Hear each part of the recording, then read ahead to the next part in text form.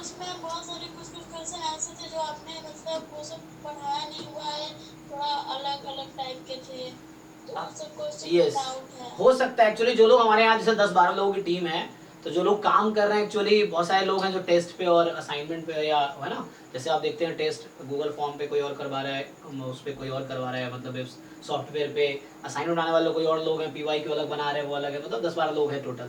तो एक्चुअली कुछ लोग ऐसे हैं जिनको एग्जैक्ट आइडिया भी नहीं है क्वेश्चन, वो क्योंकि वो खुद बनाएंगे बहुत टाइम लगेगा, तो कहीं ना कहीं से उठा लेते हैं, किसी बुक से उठा लिए या किसी एग्जाम से उठा लिए या किसी और कोचिंग के मटेरियल से उठा लिए ऐसे करके, तो वैसा है। तो हो सकता है कुछ चीज़ आउट ऑफ सिलेबस भी हो, कुछ चीज़ ऐसी भी हो सकती है मैंने नहीं पढ़ाया हो, लेकिन हम जब क्वेश्चन डिस्कस करेंगे तो उस दौरान हम कर लेंगे। ऐसा रेयरली होगा कि कोई टॉपिक, क्योंकि मैं सिलेबस देख के इसलिए पढ़ाता हूँ, कोई टॉपिक रह ना जाए, तो कई बार क्वेश्चन आउट ऑफ सिलेबस भी होता है ना, तो वो भी है, लेकिन हम डिस्कशन करना जरूरी है। तो अभी एक्चुअली क्या है ना, हमारा जैसे अभी एक बार कोर्स खत्म हो जाए फिर क्या करना है, ये डिस्कशन ही पूरे साल चलेगा। अभी के लिए जब तक कोर्स चल रहा है मैं ये सोच रहा हूँ कि सैटरडे संडे डाउट क्लास करते, जैसे कल संडे है, कल 7 to 11 PM 4 घंटे डाउट क्लास है, ठीक है, तो कल डाउट क्लास होगा। उसमें जो जो क्वेश्चन हमें डाउट है हम वो पूछ लेंगे। एग्जैक्टली, बाकी ये जो ऐप पर टेस्ट हो रहा है, ये बाद में इसका क्रैश कोर्स में डिस्कशन होगा ना? दोनों का होगा ये सब जो है। अभी बहुत सारे नए बच्चे यार, आप देखेंगे अराउंड 200 बच्चे हो गए, अभी ये 400 तक जाएगा, मतलब आप एंड में देखेंगे नॉर्मल दिन में 400-500 बच्चा होगा। तो ये जो 200 नए बच्चे आएंगे वो भी तो कहेंगे सर पुराना टेस्ट कहाँ गया, तो ये टेस्ट हम दोबारा ओपन करेंगे, दोबारा वो करेंगे, पोस्ट करेंगे, ठीक है ना। तो पूरे मिला के 100-200 टेस्ट हो जाएगा एंड तक, और ये जो टेस्ट होगा बिना डिस्कशन कोई फायदा तो है ही नहीं।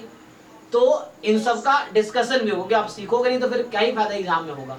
तो मुझे इसको करना है डिस्कशन भी। तो अभी हमारा प्लान है, इस बैच तो बहुत आगे चल रहा है, तो इस ये बैच तो पक्का मुझे लग रहा है 1 महीने में मैथ पोर्शन तो कुछ दिन में खत्म हो जाएगा, इस महीने के एंड तक ही खत्म हो जाएगा। फिर बचा स्टैट्स पोर्शन, वो भी इन्फ्लुएंस में आ गए हैं, तो 1 महीने के अंदर मुझे लगता है हो जाएगा। जब सिलेबस कंप्लीट हो जाएगा इस बैच का 9 to 11 वाले का, तो उसके बाद करना क्या है, तो जो मैंने प्लान बना रखा है, क्या प्लान बना रखा है, रिवीजन थ्रू नॉन पीवाईक्यू। आज मैंने 20 असाइनमेंट पोस्ट किए थे ग्रुप में, वो मैथ पोर्शन का, तो 15-20 के बीच होंगे। तो गेट के लिए पूरा है, जैम के लिए कुछ नहीं है, जैसे मैं बता रखा रियल में डिमांड नहीं है, जैसे वो गेट में है रियल उसमें नहीं है। और कुछ टॉपिक जैसे यूनिफॉर्म कन्वर्जेंस है जो जैम में नहीं है गेट में है।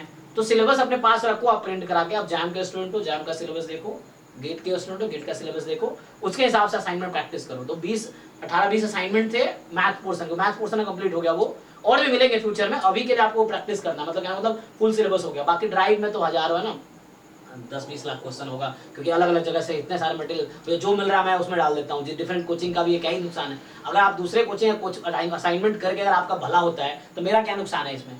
मुझे ये थोड़ी देखना मेरे कोचिंग का ही करो, क्यों भाई, मतलब मैं भगवान थोड़ी हूँ कि मेरे पास सब कुछ है, अगर कहीं से मिल रहा है मुझे तो ठीक है, बच्चे ही भेज देता है कि सर आप जितना भेज रहे हैं वो कंप्लीट हो जा रहा है वही। हाँ वो भी कर ले, बहुत बड़ी बात, इतने सारे असाइनमेंट ड्राइव में है। जैसे अभी आज जो मैंने पोस्ट किया, मैंने नया वो बनाए हैं, जो आज मैंने पोस्ट किया ना उसका नया फोल्डर बनाया है। अभी तक जो मैं भेज रहा था वो एक पीवाईक्यू टॉपिक वाइज असाइनमेंट नाम से फोल्डर है, आज जो मैंने भेजे हैं उसमें उसका ये है, जैसे आप देखेंगे तो मैंने जैसे एक ये है मैथ स्टैट लीनियर अलजेब्रा, तो आज जो मैंने लीनियर अलजेब्रा भेजे होंगे वो ये है, इसमें कितने हो गए 4-4-8 टॉपिक। तो ये लीनियर अलजेब्रा का 8 टॉपिक है। जैसे इनर डायमेंशन प्रोडक्ट स्पेस है, तो ये गेट में है जैम में नहीं है। बाकी system of equation vector space basis dimension है, जैम गेट में भी है। फिर मैट्रिसेस डिटरमिनेंट जैम गेट दोनों में है, eigen value eigen vector JAM GATE में है, लीनियर डिपेंडेंस दोनों में है, लीनियर ट्रांसफॉर्मेशन सिर्फ गेट में है जैम में नहीं है। देखना पड़ेगा, मुझे भी याद भी नहीं गेट का सिलेबस, देखना पड़ेगा, तो आई थिंक है ये, है ना, तो जैम में तो नहीं है। सो कहने का मतलब ऐसा ये 8 टॉपिक हो गया, अभी आपका लीनियर अलजेब्रा चल रहा है, तो आपका काम है ये जैसे कुछ टॉपिक है। अभी ये हो गया हमारा रैंक, तुम लास्ट क्लास में, अभी थोड़ा कंटिन्यू करूंगा रैंक को मैं, तो रैंक तो हो गया खत्म आज।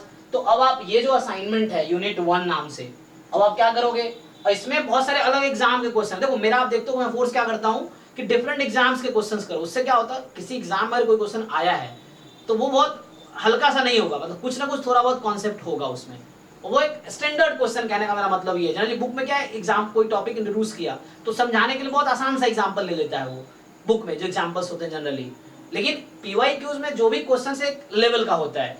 तो जैसे अब यही असाइनमेंट मान लो, इसमें आपके मैट्रिसेस डिटरमिनेंट रैंक पे बेस्ड असाइनमेंट है ये, ठीक है, ये हमारा लोगो भी लगा दिया। सो ये जनरली आप देख रहे होंगे, ये तो पहले भी असाइनमेंट दे चुका हूँ मैं का, ठीक है, वो एमए वाला दे रखा है, वो अलग है, लेकिन इसमें एक्स्ट्रा भी होंगे। जैसे देखिए आप HCU हैदराबाद सेंट्रल यूनिवर्सिटीज, जो पहले अभी CUET का जो एग्जाम है तो पहले हर यूनिवर्सिटी अलग अलग लेती थी, तो उसका है।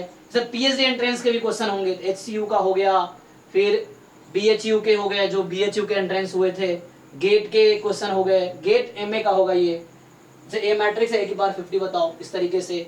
तो आप देखेंगे बहुत सारे CU CET, ये central university common interest test, जो अभी CUET हो गया है अब, तो इस तरीके से। तो ये सब बहुत सारे हैं। अब किसी ISI के क्वेश्चन है, जैसे देखिए ISI वाले भी हैं। तो अगर ये असाइनमेंट आप कर लेते हैं ना, इसमें एक लेवल है, तो किसी बुक के वो आसान से एग्जाम्पल एक्सरसाइज करने से बेटर है आप ये कर, लेकिन बशर्ते आपको टॉपिक आनी चाहिए। अब कुछ बच्चा क्या सीधा क्वेश्चन कर रहा है, उसको पता ही नहीं डेफिनेशंस, तो इसलिए मैं फोर्स करता हूँ पहले जो सिलेबस है उसके एक एक टर्म्स पता हो आपको, उससे रिलेटेड रिजल्ट पता हो, ताकि आप क्वेश्चन कर सको ना। और आपको मैं 10 लाख क्वेश्चन दे ही दिया और आपको कुछ डेफिनेशन पता ही नहीं, आप कैसे सॉल्व कर लोगे, फिर फ्रस्ट्रेट हो जाओगे आप। तो पहले सिलेबस एक बार पढ़ लो, साथ में करो। और मैं तो हूँ ही, अभी क्लास 11 फरवरी को एग्जाम है, तो 10 फरवरी तक क्लास होगी, और टाइम अभी यही रहेगा 7 to 9, 9 to 11। तो अभी 7 to 9 हमारा जैम बैच हो जाएगा, 9 to 11 गेट बैच हो जाएगा। तो जो अभी जैम वाले बच्चे इस बैच में हैं, थोड़े दिन बाद उसको 7 to 9 में जाना पड़ेगा, क्योंकि मुझे गेट का एक्स्ट्रा सिलेबस भी कवर करना है। तो मैं कैसे कवर करूंगा, क्योंकि मुझे दिन में PhD का काम रहता है, तो मेरा टीचिंग टाइम 6 to 12 का ही है, तो इसे मैनेज करना पड़ेगा। तो जैम बैच 7 to 9 रखेंगे, तो चलता रहेगा जैम तक। गेट बैच ये रहेगा सर, जैम वाला लाइन से जैम कर दीजिए सर। लेकिन कहीं ना कहीं सबको दिक्कत होगी, मैं बता रहा हूँ सबको कहीं ना कहीं दिक्कत है। मुझे पढ़ाने जाना होता है। अच्छा, तुम्हें पढ़ाने जाना होता शाम को। अच्छा चलो, कुछ कॉमन सोल्यूशन नहीं धरो, सुबह करना पड़ेगा, कुछ तो करना पड़ेगा मुझे, नहीं तो 8 से 10, 10 से 12 करूंगा मैं, एक बैच ये कर सकता हूँ। 6 से 8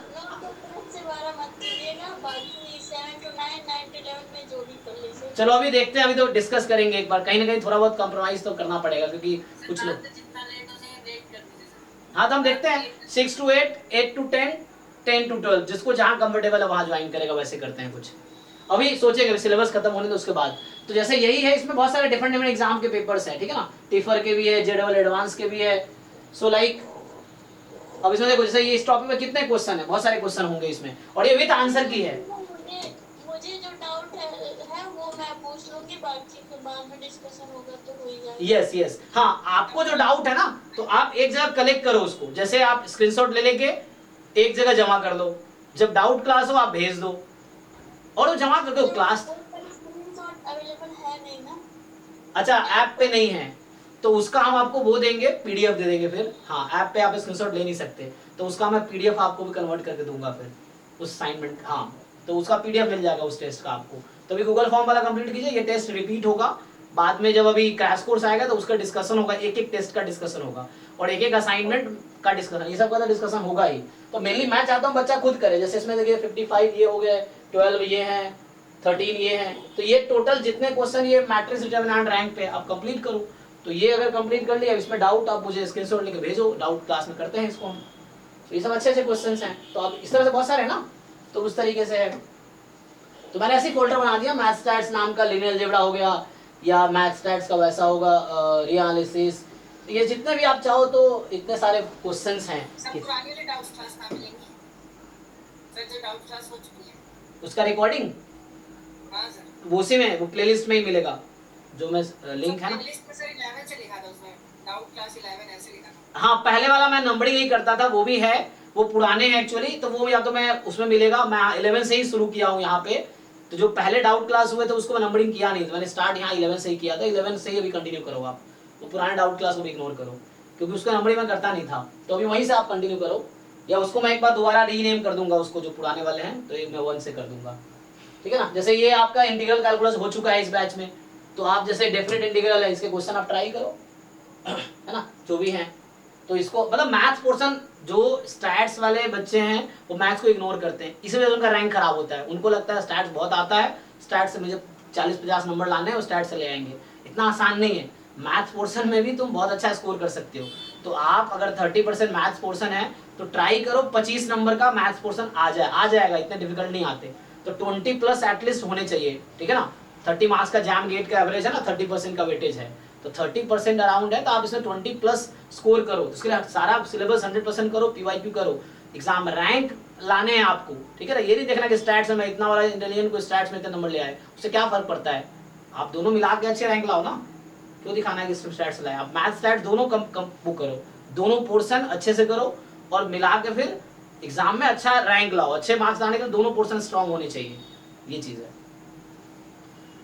जैसे अब ये है तो इसको ट्राई करो, ये सब सॉल्व करो, जैसे डिफरेंट एंट्रेंस के क्वेश्चंस हैं, आप ट्राई करो, देखो जहाँ फंस रहा है बताओ मुझे। तो इस तरह से तो मतलब अब जो पहले एक फोल्डर तो है PYQ असाइनमेंट टॉपिक वाइज वाला हो गया, और एक math stats, linear algebra, math stats, analysis, math stats, integral calculus, इस तरह से फोल्डर्स हैं। अब उसके क्वेश्चंस देखो, और ये सब PYQs ही हैं मेनली। तो PYQs अलग अलग एग्जाम्स के हैं, तो ये अच्छे लेवल के क्वेश्चंस हैं, आपके एग्जाम से रिलेटेड ही आएंगे। तो इतना काफी है, मैं कह रहा हूँ 6 महीने बचा है, तुम खुद एक बार पेन पेपर लेके कैलकुलेट करना, तो दिन में कितने क्वेश्चन करते हो और अगले 6 महीने में कितने कर सकते हो तुम, उसके हिसाब से। मैंने कहा ड्राइव में 10 लाख से ज्यादा क्वेश्चन है, लेकिन वो आपके लिए यूजफुल थोड़ी है, क्योंकि सारा आप पढ़ ही नहीं सकते। तो आपको देखना है कि जो 6 महीने में आप कितना कर सकते हो। अगर मैं रफली अंदाजा लगाऊं कितने दिन है आपके पास 6 मंथ में, 6 3 18, 180 दिन, चलो 200 दिन लगा लो, 200 दिन है, एक दिन में कितने क्वेश्चन करते हो? कोई इंसान बताओ जिसको थोड़ा बहुत एस्टिमेट हो, कितने क्वेश्चन करते हो आप एक दिन में? कितने क्वेश्चन सॉल्व करते हो अगर ऐसे असाइनमेंट करते होगे तो? 25 to 30 तो बहुत कम हो गया। अगर आप मान लो 30 भी क्वेश्चन लगा, 50 ना, मैं कहता हूँ आप कोशिश करो डेली 100 क्वेश्चन करो, ठीक है ना। तो अगर कोई बच्चा, चलो 50 लगा लेता हूँ, 50 बहुत मैक्सिमम है, शायद करते होंगे आप। तो अगर आप 50 क्वेश्चन भी करते हैं डेली, और अगले 200 दिन तक कितने हो गए बताइए आप? सर डेली नहीं हो पाता है, कभी कभी मतलब आज किया कल किया, फिर क्या पता नेक्स्ट उसके कुछ काम मतलब नोट्स रिवीजन करने हैं, तो ऐसे में कभी कभी रह जाता है। हाँ, कंटिन्यू नहीं हो तो पाता। अगर कोई इंसान 50 क्वेश्चन डेली अगले 200 दिन तक करेगा तो 10,000 क्वेश्चन कर पाएगा। और आप देखो हमारे डाइट में 10 लाख क्वेश्चन है, तो 9,000 90,000 तो 9,90,000 तो ऐसे ही खाली जाएंगे। तो अब आपको करना है कि आपको प्रायोरिटी सेट करनी होगी कि कौन से क्वेश्चन मुझे करने ताकि ज्यादा से ज्यादा बेनिफिट हो। अब क्वेश्चन में आपको 10 करोड़ दे दूं, क्या करोगे क्वेश्चन का? सिर्फ ये कहने के लिए कि हमारे यहाँ बहुत असाइनमेंट मिल रहे हैं, वो तो मिल रहे हैं ठीक है, लेकिन उसका यूज भी तो करो आप, उसका आपको बेनिफिट भी तो मिले। तो बेनिफिट लेने के लिए 2 चीजें सबसे इंपॉर्टेंट, चाहे दुनिया का कोई भी एग्जाम हो या किसी भी टॉपर की आप बातें सुनते हो, वो 2 चीज जरूर कहता है, सिलेबस, प्रीवियस ईयर पेपर। चाहे आप IAS वाला बच्चे का टॉपर टॉक सुन लो, या जैम वाले का खुल लो, या गेट वाले का, या नेट वाले का, वो सबसे इंपॉर्टेंट चीज बताएगा आपको, सिलेबस क्लियर हो, प्रीवियस ईयर पेपर ढंग से आपने किया हो रिपीटेडली। ये 2 चीजें नेसेसरी है। उसके बाद आपके पास कितना टाइम है, कितना एफर्ट लगाते हो, उस पर डिपेंड करता है। और आप जितने एफर्ट लगा सकते हो उसके 1000 गुना ज्यादा क्वेश्चन हमारे ड्राइव में पड़े हुए हैं, है ना। तो आप सॉल्व तो करो ये चीजें।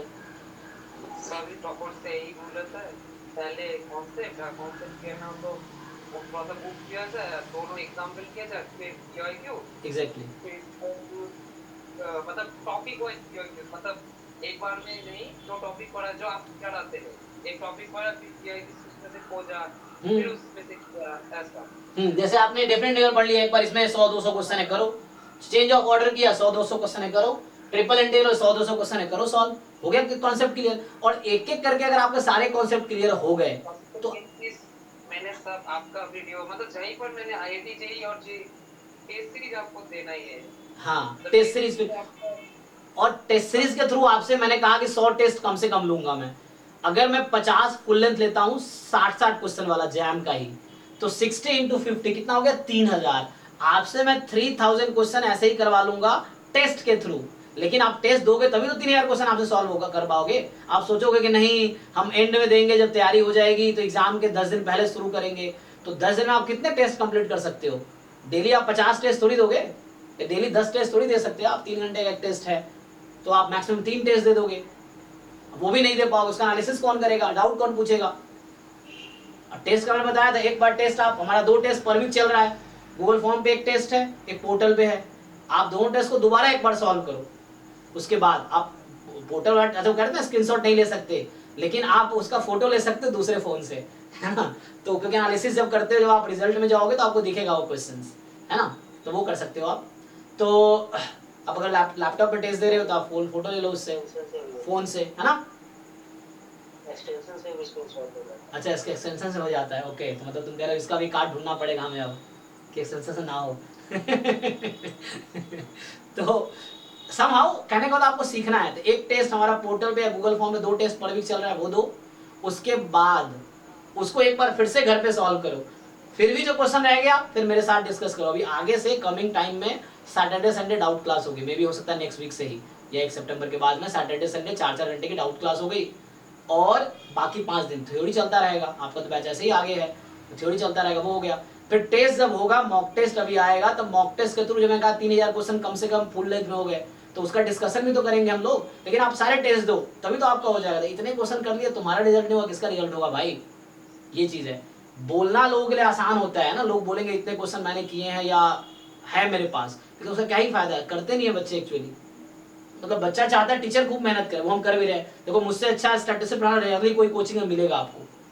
मैं पिछले 13-14 साल से पढ़ा रहा हूँ डिफरेंट एग्जाम्स का, तो मेरे पास जो एक्सपीरियंस है अपना, इतने सारे एग्जाम्स क्वालिफाई किए मैंने, तो वो रेयरली कोई टीचर मिलेगा। तो मैं जैसा हेल्प दे सकता हूँ शायद ही मिलेगा। दूसरी बात, आप अगर मेहनत कर रहे हो पूरे दिल से तो आपका ही रिजल्ट होगा ना, दुनिया कैसे दूसरे कैसे रिजल्ट हो जाएगा? तो आप अगर खुद आपको पता आप कितना मेहनत कर रहे हो तो उसके हिसाब से आपको रिजल्ट मिलेगा। मैं मेहनत कर रहा हूँ, मुझे पता है इसकी वजह से रिजल्ट मिल रहा है मुझे, इस तरह से है। तो आपको अपनी जिम्मेदारी लेनी होगी। मुझसे जो हेल्प चाहिए आप मुझे ओपनली बोलो, मेरी जो कमियां हैं मुझे बताओ, तो मैं उसको दूर कर सकता हूँ, है ना? क्योंकि इंसान ही है, गलत इंसान तो कमियां सब में है, लेकिन हम कोशिश कर सकते हैं। तो आपको बताया था ये चीज, हाँ, मेरी कमियां तो आपको बताया था मैं। तो उसको दूर कीजिए, हो जाएगा, हो जाएगा। ठीक है, चलो तो हम लोग कहाँ से आज क्या कंटिन्यू करना है? तो हम लोग रैंक क्लास में रैंक पे थे, है ना? तो ये पोर्शन जल्दी ही खत्म हो जाएगा। सो हम लोग लास्ट क्लास में रैंक डिस्कस कर रहे थे, रैंक को कंटिन्यू करता हूँ। तो पिछले क्लास में हमने किया था definition, determinant, product of singular non singular, properties, trace, adjoint, inverse properties. यहाँ से कंटिन्यू रैंक स्टार्ट किया था मैंने। स्टैट्स का है सर, आप कहते हैं स्टैट्स का है? नहीं, मंडे वेडनेसडे फ्राइडे में स्टैट्स होता है, ट्यूसडे थर्सडे सैटरडे मैथमेटिक्स। तो कल क्या हुआ था? कल स्टैटिस्टिक्स हुआ था ना? सर कल तो क्लास नहीं हुई थी। ओ अच्छा, कल तो क्लास में, हाँ वो यहाँ पे स्टैटिस्टिक्स था और आज मैथ्स का था। ठीक है, मैथ कर लेते, क्योंकि पीछे मैंने स्टैटिस्टिक्स किया है, 15 अगस्त को भी छुट्टी हुई थी तो उसके पहले बाद में स्टैट से किया था। तो अभी इसको कंप्लीट कर लेते हैं। तो ठीक है ना, अभी यहाँ से कंटिन्यू करते हैं रैंक वाले टॉपिक से। रैंक, फिर standard theorem rank of sum this, then row reduction, echelon form, partition of matrices, simple. चलो यहाँ से रैंक से कंटिन्यू करते हैं, फिर आगे बढ़ेंगे। ओके